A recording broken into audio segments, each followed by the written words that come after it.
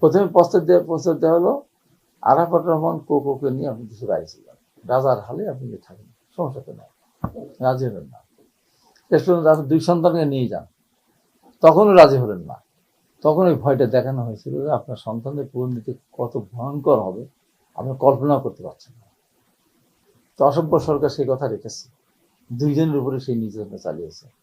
Madam সেদিন বলেছিলেন, আমি 2টা সন্তানের মা না, শুধু আমি এই দেশের লক্ষ লক্ষ সন্তানের মা। অতএব লক্ষ লক্ষ সন্তানের জন্য আমার 2টা ছেলেকে কোরবানি করতে প্রস্তুত। সেই কোরবানি উনি কিন্তু করেছেন।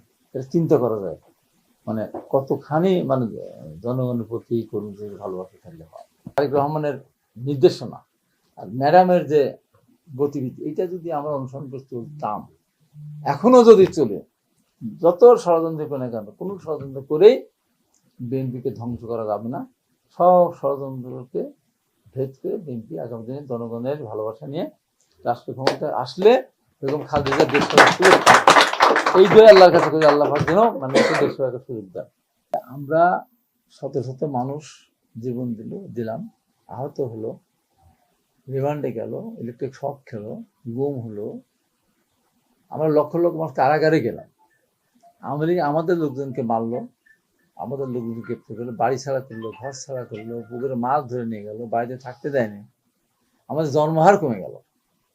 এটা বলি এখন সেই আওয়ামী লীগের প্রতীক নৌকার সাথে ধানের শীষে তুলনা করে।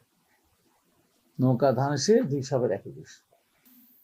এখন যদি ভবিষ্যতে কোনো এমন যদি আসে মিলাতে ধান দাঁড়িপাল্লা কি বলে ধানের শীষ 2 সাপের একই বিষ, আমি তাতে তো রাজি হব না। দাঁড়িপাল্লা ওরা হলো স্বাধীনতা বিরোধী, ওরা হলো রাজাকার, ওরা মুক্তিযুদ্ধ বিরোধী, ওর প্রতীকের সাথে আমার প্রতীক মিলাবে কেন? আমাকে খারাপ বলুক, আমার ধানের শীষকে 100 তুমি খারাপ বললো, গালি দাও, যা ইচ্ছা তাই বলো, আমাকে গালি দাও, তাতে আমার আপত্তি নাই।